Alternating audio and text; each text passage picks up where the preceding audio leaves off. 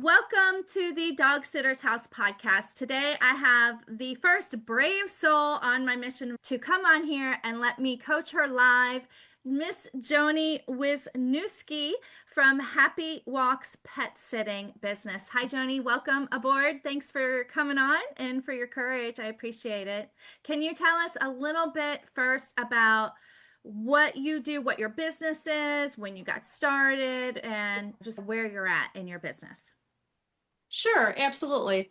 So our business is dog walking and also pet sitting. We're about 2/3 dog walking and about a third pet sitting or cat care with flexible timing.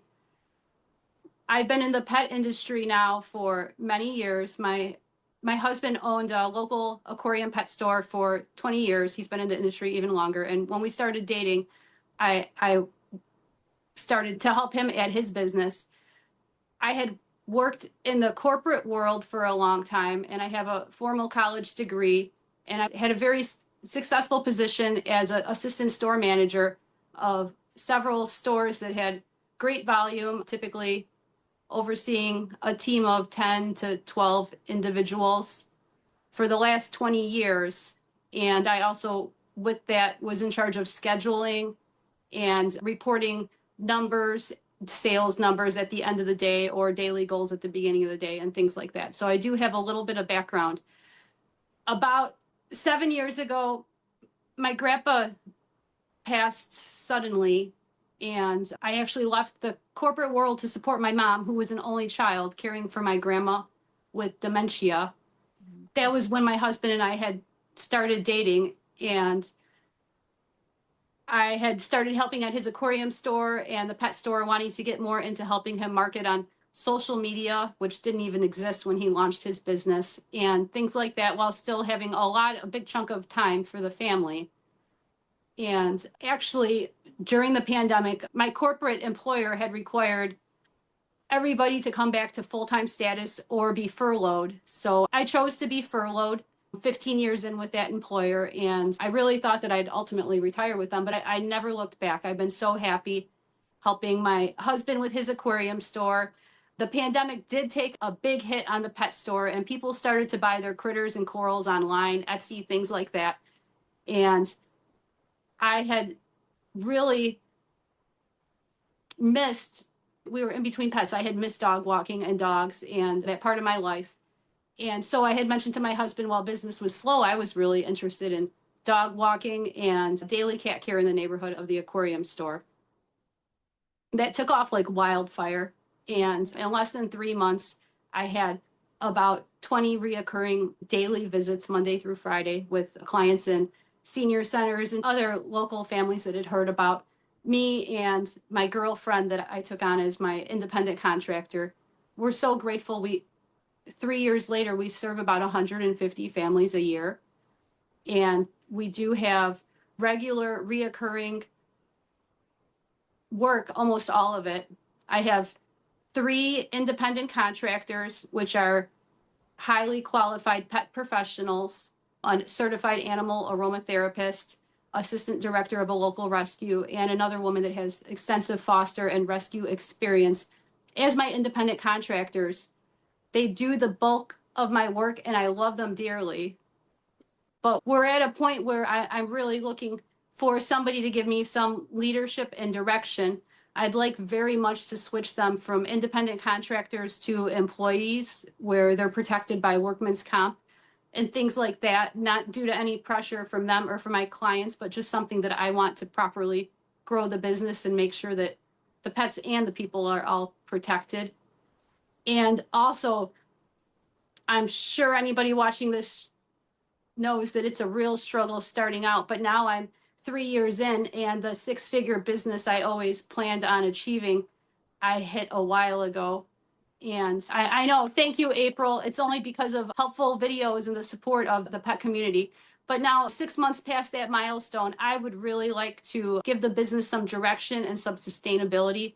It's really important to me that our clients are extremely satisfied and that we don't have turnover. I love our staff and our tight-knit staff family. So I really just would like to know how to develop that more and to focus on providing a premium service that clients are going to seek out our services and our company, and really just our focus is on custom care and making sure that it's tailored to the clients. So I'm just looking for somebody to help me grow that. We're also fully insured for care in the client's home and ours. So we do some boarding and some small scale play groups, which I'd like to explore more and see how I could weave that more into my business. What started out as dog walking and pet sitting, which I absolutely loved. I think we all find out over time that you can't sustain double digit drop in visits 7 days a week forever. So I'm really looking for some direction and somebody that can help me grow my business and just give it more sustainability for the clients and the staff as well as myself. Okay, that's wonderful. You have come so far and so quickly in 3 years, I think you said, right? Mm-hmm. Yeah, that's amazing. So, congratulations. I think that's the beauty of this business is that it can grow if you're doing a good job. And obviously, that's proof that you've done a good job. If you take good care, if you have good customer service, if you're consistent and reliable, then the clients are going to keep you and refer you. And before you know it, you have an abundance of people to take care of and pets to take care of. So, congratulations. That's awesome. I want to drill down on some of these words and get more specific on your goals, if that's okay first. Yeah. Please. Okay. Tell me first if I got it right. I heard you want direction or some help with direction, and you said sustainability two, maybe three times. So I'm gathering that's pretty important to you. Right? It is. I worry a lot about if the pricing can support the business, if the pricing can support the staff. I want to make sure that the pricing is also sustainable in the market. I know you deal a lot with pricing particularly, and I wonder, you have to really consider I feel like the numbers and speak to experts to really know. It's scary to switch from independent contractors to employees, and my staff is paid extremely competitively. And I'm not sure if I need to raise my rates, if I need to lower the pay, but there's gonna be some kind of friction and change that I'm sure needs to get made for us to sustain employees. I see. Okay. So if I understand correctly, what you're saying is a big concern of yours right now is whether or not you can afford to switch them to full-time. Would it be full-time or part-time, or does? I was picturing part-time to start. Okay. So it would be a struggle, or at least you're concerned of it being a struggle to switch them to part-time employees versus ICs, independent contractors, because you're not sure if the business can sustain that financially where you're at now with your pricing, correct? That's correct. Yes. Okay. And so you're right. You have the two choices. You either have to pay them less, possibly, if that's true, if that's even in fact true first, right? But assuming that's true, you have to pay them less or you have to increase your prices. Then your concern about pricing higher is also that the market isn't going to receive it well, correct? I'm really not sure about that. I feel like that's one of the things I'm looking for more guidance and some coaching with, because sometimes as pet sitters that we think that the market is more limited than it is. Yeah. And I do work near an affluent neighborhood, and I know I did like most pet sitters do, and I started my prices far too low to begin with. But I could raise my prices if I wanted to. I don't know if that's the right step for my business. That's why I'd really like to explore and have somebody else learn a little bit more about my company and maybe just our day-to-days. I don't know if raising the price is appropriate, or if maybe there's something else that can be done with compensation or benefits with the team. Basically, I'm not sure if our prices are where they need to be. They seem very fair to me. And the cost of gas is going up. The cost of insurance is going up. My teammates are worried about expense and their earnings just as much as the business owner. I'm concerned if our costs are something where we would be able to keep the same price, I guess, and stay functional and operational and providing excellent services still for another 6 to 8 months at our price point, or if they should go up. I feel like in the past I waited too long to raise prices and it really hurt operations and myself.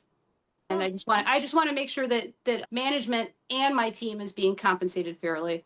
Yeah, that's a very good goal to have. I appreciate where you're coming from. Your heart is in the right place, and I think that's always a good sign that you're going to get where you want to go eventually because you're doing the right thing. So, making sure you, your customers, and your team are taken care of is always the best, most successful businesses, even if it's a feels like more of a struggle to get there that way sometimes. Okay, so let me go back. You said that in the past you felt like you waited too long to raise your prices. I have two follow-up questions on that. Sure. One is, when was the last time you raised your prices? I raised prices for new clients in October. I changed the prices on my website in October, and my pre-existing clients that I already had, their prices were increased in January. I actually didn't notify them of their price increase until December, so they had a 1 month notice. Okay. And now is everybody on the same price point? Everybody is on the same price point. Yes, there are a couple of clients that pay a little higher because they have very particular timing or things like that where they just don't fit into the same schedule as the other clients. But besides that, I don't have anybody grandfathered into lower prices. I wouldn't be able to sustain that. Yeah, good. I'm glad to hear that. Okay. My other second follow-up question on that is, do you notice and take a moment to think about this, take a breath and just relax and try to think, are there any similarities to now, this phase of your life, your business, as to when the last time you waited to raise prices and were quote unquote taking too long? You felt, in retrospect, you felt like you were taking too long. Any similarities between then and now that you can notice? Any feelings, any situations? Since we raised prices, there's been an utter calmness, I think, is how I felt, honestly. It feels so much less chaotic. I was able to offer a couple of my teammates small wage increases just because they had been a teammate a while, not because they demanded it. It's just nice to be able to know that as gas goes up and the cost of living goes up, that my teammates that have been with me for over 6 months or over a year aren't making the same earnings that they started. So I'm really glad that I raised prices. And I did lose a couple of clients, and I'm so glad that those changes were made because the clients that we have now appreciate us more. They definitely do. Yeah. And so the ones you lost were the ones that didn't quite appreciate you as much. Yeah. No, and it wasn't even about them not appreciating me, which also came along with them not respecting boundaries and Yes.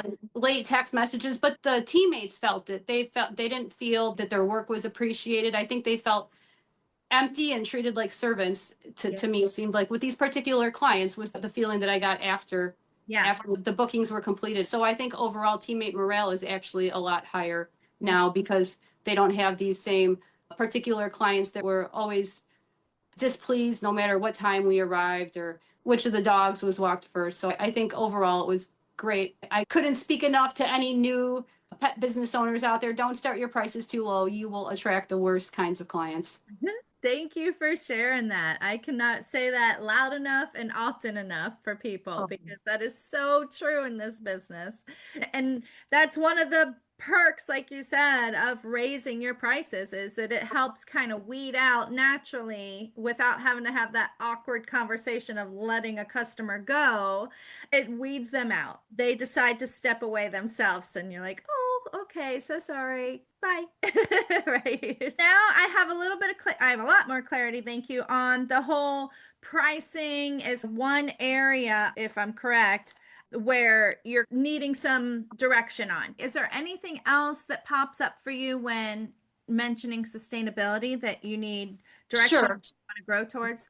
A little bit. I think I've come to be my company's crutch a little bit, which I think a lot of small business owners do, especially with dog walking and smaller groups, where I have three core staff members that have the same repeat schedule.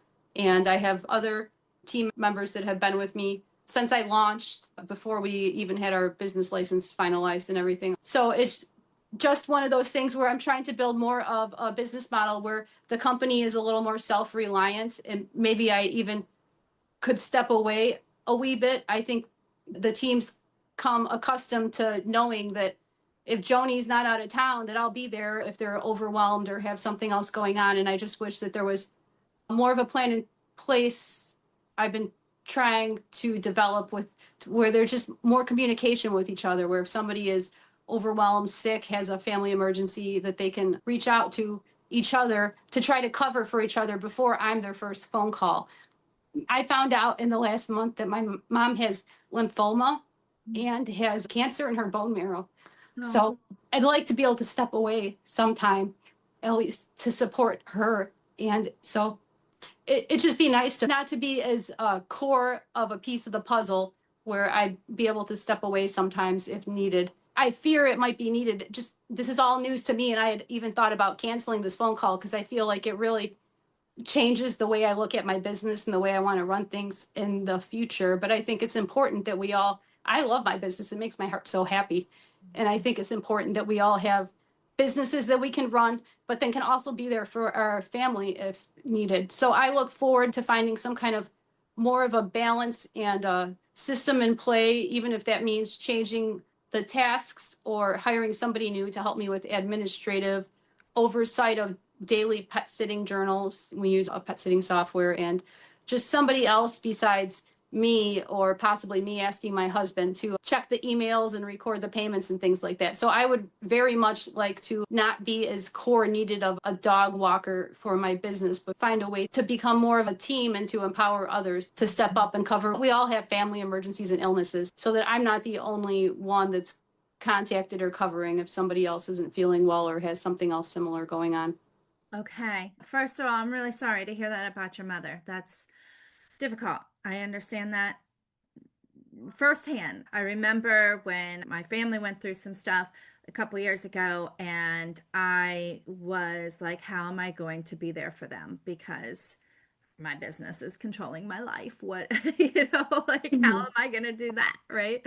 So I fully understand that. And I'm glad that you're looking at it that way, because when you get to that point, not only is it going to help you when your family needs you, but it's going to help you to also enjoy your life and make sure your relationships stay strong and all that jazz, and take care of yourself. So, not to say that they're not, or you're not now, but it just gives you that extra breathing room and peace that I think is something we're always looking for, and a dream that we would have when we start our business, only to come to find out that it's harder to get a grasp of once we're actually in it, right? Okay, so let's go a little deeper on that, because I want to hear, if you could imagine your daily schedule for a week.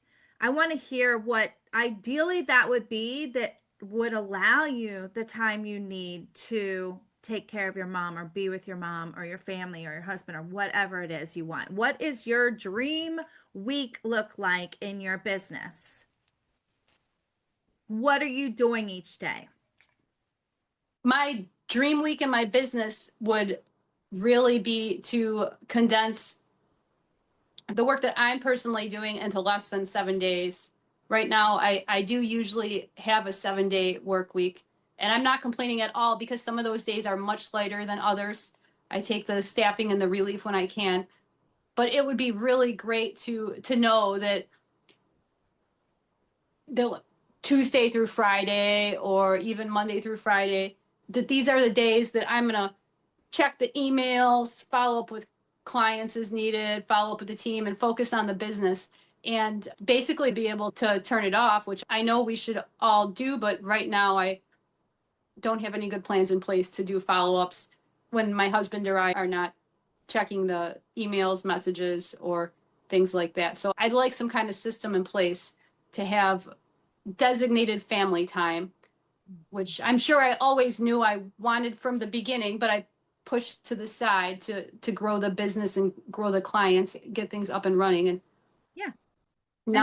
now I'd really like to bring that focus back. I take great pride in saying that, though. I think it's important that clients and staff know that we prioritize family, and we certainly don't want to push them aside because we've taken on too many bookings. I've always tried not to spread myself too thin with the business or family, and I'd like to continue to do so.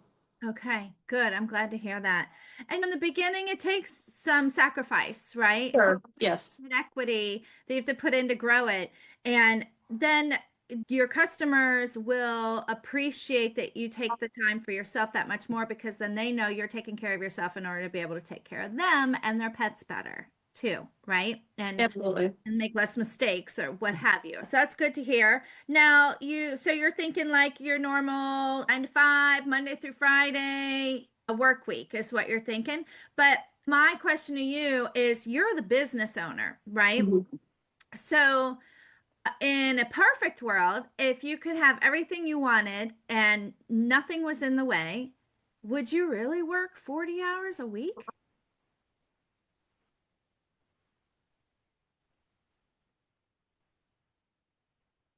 I have a passion for rescue too. Yeah. So it's so hard to say. Part of the reason I want to step away is to focus more on rescue.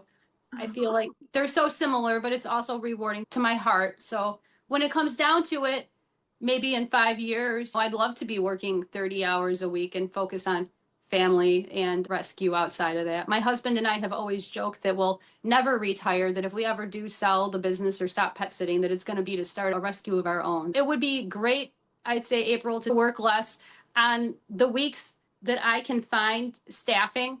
I schedule myself about 30 hours of work, and I spend the rest of the time focusing on family, rescue, or I don't know, I don't consider it work, but I do a lot of online summits, you know? Yeah, yeah. It's really nice to have time for that. And I think it makes me a better pet sitter and a better care provider, just coming to work and showing up for the dogs and pets with a calmer, more grateful peace of mind. But ideally, yes, if the weeks that I can, which are rare, but I feel like I'm dancing through my day when I have 30-hour weeks. That's delightful. I've always been a hard worker, and for the bulk majority of my life, I've worked 2 jobs or more than 50 hours. So I don't mind it, but it sure is nice and rewarding to have time for family and the nieces and nephews and all that comes along with that too. Yeah, absolutely. So you caught me when I can. Yes, when I can, I'm a 30-hour work week girl. But I feel like if you give your heart and soul and focus to a business, it's easy to accomplish more in 30, what lots of people can do in 40. That's why we need direction and some direction and coaching of our own. Good. Okay, then I'll go back to when I first asked you that question. I questioned myself whether or not I caught you hesitating. And if I did pick up on that correctly, then can you tell me what it was that made you hesitate? What were you thinking? What were you feeling? What was your hesitation? I think it was just because when you it seems a little dishonest sometimes to say, "Oh, I want a 30-hour work week," when I know that I'm going to be running over to St. Sophia's Forgotten Felines or hopping on the senior pet. That's going to be my first go-to with my free time, hopping on the senior pet wellness summit. But so I'm still going to be seeing some of the same individuals, but sometimes it's just nice to gift your time and to help the community. I've been working so hard for so long, all my life, and my husband and I are pretty stable. So I'd like to have a successful, functioning company, but once it can do well on its own, I would very much love to be 30 hours in and then decide what I do with the rest of my life. Family, continuing education. My mom loves to travel, family travel, whatever it is. I can never get enough rescue, like enough rescue experience. And I sign up my husband too, bless his heart. We were at events all this weekend. So it's really nice to have time for the rescue folks when you can. But Yeah. Okay, gotcha. I just wanted to make sure that you weren't hesitating because you would feel guilty working 30 hours or less a week or selfish or anything like that. So you wouldn't say any of that plays a role in it, would no, but I'm glad you asked that. I think so many people do. I've worked 80-hour weeks growing this business for the longest time. If it can run well and I can offer competitive compensation and have teammates doing a fabulous job, I wouldn't feel guilty at all. I'd feel proud and hope that I'd inspire others to do the same. Excellent. Good. Glad to hear that. And for the record, I don't think doing your passion, even if your passion involves pets, rescuing pets, is considered work. Your passion is your passion. And we all need to focus on our passion. And sometimes that's outside of our work, and sometimes it meshes with our work. What would it give you if you did have just 30 hours a week? What would that extra time give you? I know we said some of the basic things, but let's dive a little deeper on that. How could it change your life? I'm pretty absent in with the family, and I really would like to spend more time getting to know my nieces and nephews. Mhm.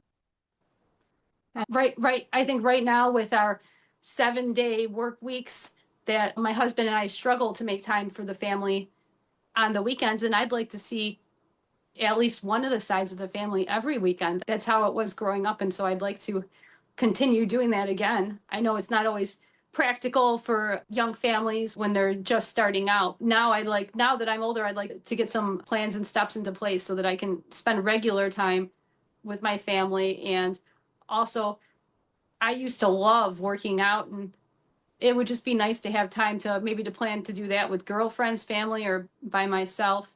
It's really hard to prioritize a workout schedule or reoccurring family time when you're running a business. You have to do it intentionally. And it wasn't on my radar as a brand new business owner, just trying to get out of the red. But now I'd really like to move the focus that way. Awesome. Okay. And when you were saying everything about working 30 hours or less, the very beginning, I noticed that you had said, and I don't even know if you caught this, but you said something to the effect of, oh, maybe 5 years if I can get to 30 hours or less, right? Sure. Okay. Uh-huh. I'm So go ahead.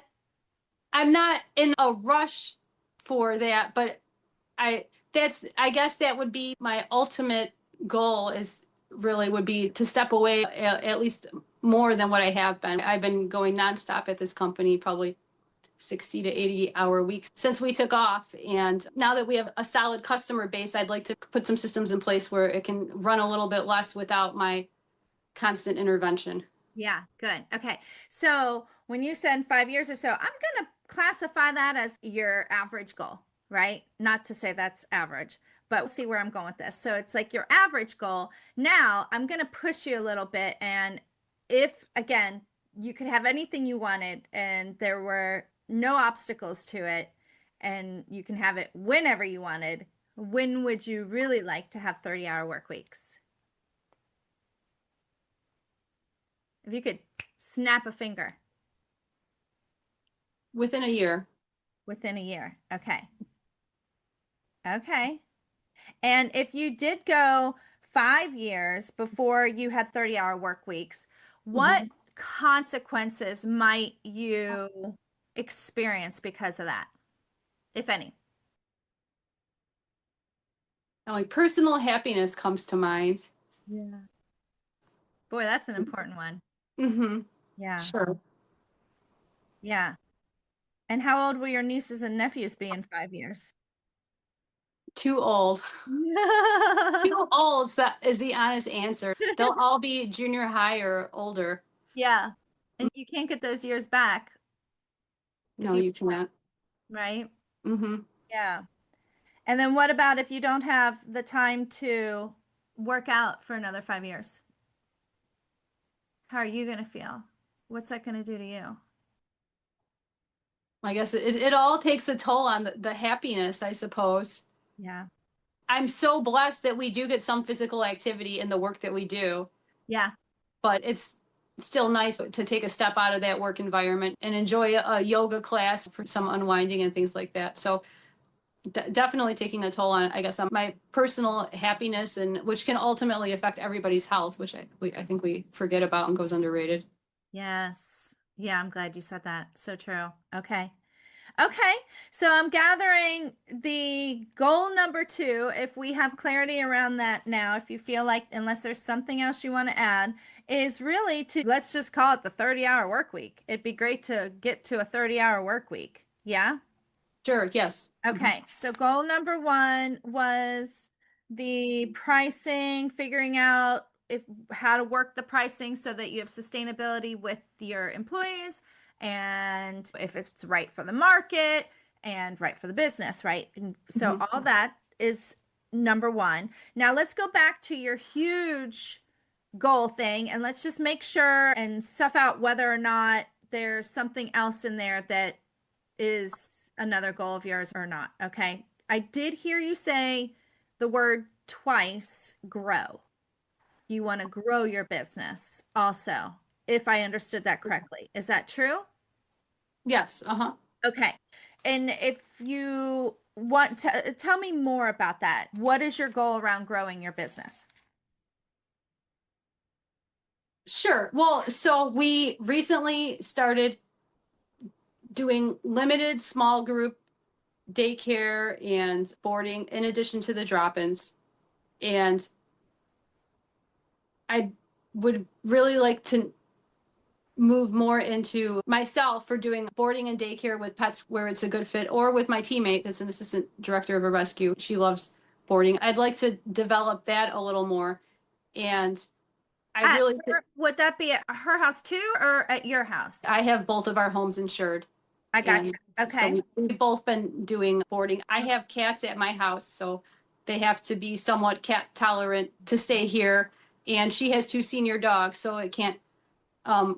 We usually have a pretty good juggle where I can help with dogs that don't get along with other dogs. And if there's a dog that has a horrible cat reaction, she loves hosting. But I'd like to develop the business a little more where maybe we could get some of the sales numbers that we might be looking at to support the excellent pay I want my staff to receive with more boarding options or doggy daycare, things like that, as opposed to just the 90% drop-in visits that our schedule is right now.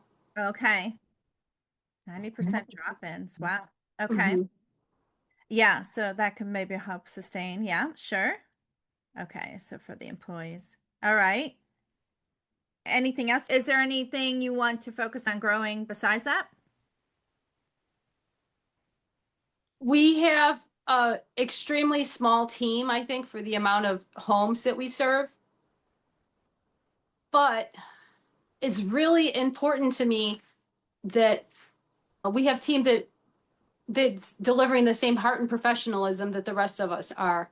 I see other dog walking companies in the area that are hiring on Indeed and Craigslist and things like that. And I just don't want to staff my company that way. It's really important to me that these are all mindful, reliable, trustworthy adults that have ample experience handling dogs of different demeanors and behavior and things like that. So I really could use some direction from other professionals in the business for acquiring individuals that are a good fit for my team. I think I also have some fear about hiring because I don't want it to seem like a revolving door of pet sitters for our clients. And I've actually only had,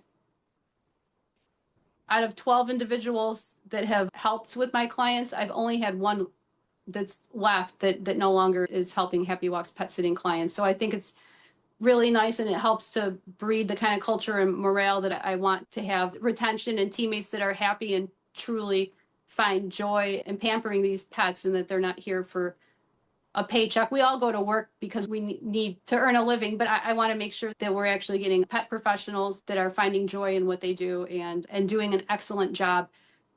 And so I think I need some help or direction learning how to appeal to these individuals and bring them on. Whereas before I was kind of closed door, didn't want to hire anybody, didn't want to risk possibly having a poor experience from a client. Now I'm more interested in learning what I can do to help these individuals notice my company and that it might be a good fit for them, or at least helping us connect with others that would fit into our daily grind well.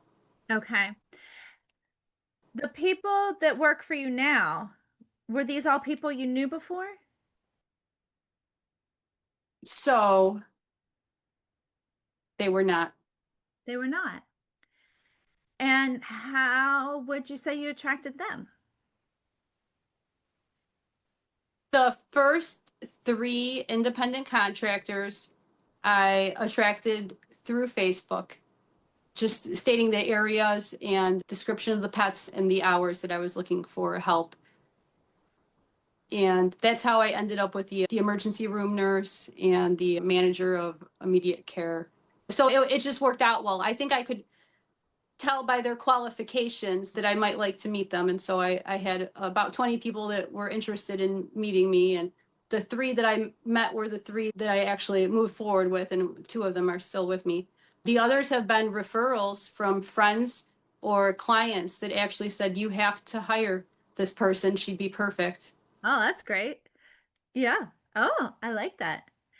So I like that. So that just gave me an idea. Would you be open to sending out a message to all your clients if you decide to hire more that you would love any recommendations of anyone they know that they think would be great additions to your team?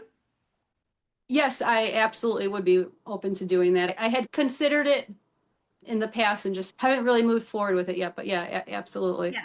Well, it doesn't sound like you've completely decided whether or not you're hiring yet either, right? And probably plays into that, like making sure that you can afford to pay them first. Absolutely. I want to make sure that if I take somebody on that we're still going to be happy and have forward momentum in 3 months, 6 months, or 9 months. I don't want to take on anybody where it's going to change the dynamics of the company, where we're concerned that if there's profit being made or anything like that. I want to make sure that everybody can thrive if they're coming aboard.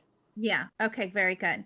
Okay. So then when you said you had fear around there being a revolving door for the pet clients, is there a way that you feel like you could make the pet clients feel really comfortable about anybody new you're hiring? I think I do a great job talking it over when I bring somebody on and giving them peace of mind. I just, I think the only reason I mentioned that is because I have a lot of close relationships with other business owners or other people that work for local dog walking businesses very much in my service area. And I see that they all have about a teammate retention of 3 to 6 months, and 6 months is a good teammate retention for them. It takes so much time just to onboard somebody and make sure that you're comfortable and the clients are comfortable and they're comfortable in the client's home. I would just be devastated and embarrassed to have that kind of turnover. So I just want to make sure that I'm attracting the right kind of people that are not seasonal and that are going to stick around. Yeah. And it sounds like that's what you've done. So far, so good. Absolutely. But there's always a great amount of fear, would be an understatement, bringing somebody else on. Where is that fear coming from? That fear is coming from a focus on all of the other businesses and their low retention rate. Right? You're seeing that and it's filling you with this fear that's going to happen to you too now, right? Sure, that might be the case. Okay. Sure. You make a good point I never thought about before, but I did for a short time work for another pet sitting company and I saw a lot of my peers come and go. And so I think I realized right off the bat that I thought that was not something that I wanted to be a part of at all, or not the way I'd want any company I was a part of to be operated. So yeah, I might have totally instilled a fear, like completely unaware, but yeah. And that's all it is. That's sure.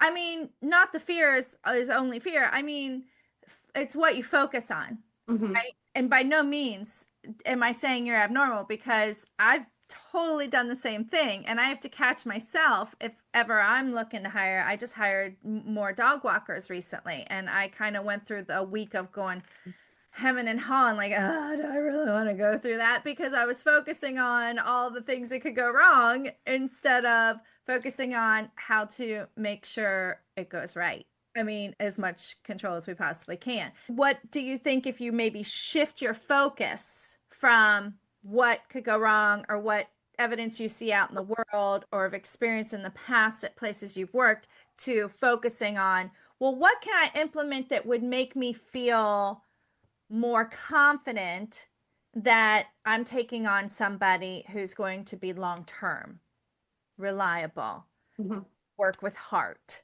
all that stuff that you're looking for? Are there systems you can put in place on the onboarding, right? Is there a bonus you can recommend or you can offer after 6 months or 9 months or a year or something to incentivize them to stay longer so that they know in the beginning this is a long-term thing we're looking for. I don't know if these are the answers. I'm just throwing out ideas where you see how the shift in focus, if you start focusing on what can you do, can they shadow people on your team to get to know the customers so that the customers now feel comfortable with them before they go solo, all that stuff. If you focus on how you can mitigate those fears that you have instead of on the evidence out in the world of those fears actually occurring, how does that make you feel? I mean, that sounds genius. And it's so simple. Fear can be very paralyzing. Yes. Especially if it's fear for how your clients' fur babies will be handled. Oh, I'm yes. so glad you bring that up. Yes, absolutely. One of the quotes that have always carried me through my business and then some, I think came from Tony Robbins, but I'm sure he got it from someone else too, was where focus goes, energy flows. So anytime you're feeling fearful, I think to myself, well, what am I focusing on? Because when I nail down what it is I'm focusing on, I see that that is what's causing the fear and that I have a choice to shift that focus. And so if I shift that focus to what I can control, then I have a lot less fear moving forward with that goal or action, right? So hopefully that gives you a little bit of aha moment for Sure, you. yeah, absolutely. Love it. Because I totally get it. The fear is real. It's strong and it's real and it's very powerful. It's so powerful that it can stop us from doing things that we really want to do in our lives. So, okay, so that was just something that popped up. So, grow the business is what I'm hearing for the third possible goal, big goal that you have is to grow the business, in particularly the daycare and boarding at both your place and your friend's place. On a side note for that, by the way, you have cats, she has senior dogs. It screamed out to me, wow, you guys have a perfect niche. Each of you have different niches. That's one of the ways that I believe makes a business so successful, especially boarding and daycare. Because when you can specialize and speak to a specific type of dog or pet parent, dog parent, then you're going to capture their attention a lot easier amongst all the other pet sitters and boarders and dog in your area, right? If you're speaking like, hey, maybe she only takes in, I don't know what does best with her senior dogs. Maybe if she's okay with taking on other senior dogs, that could be a niche, right?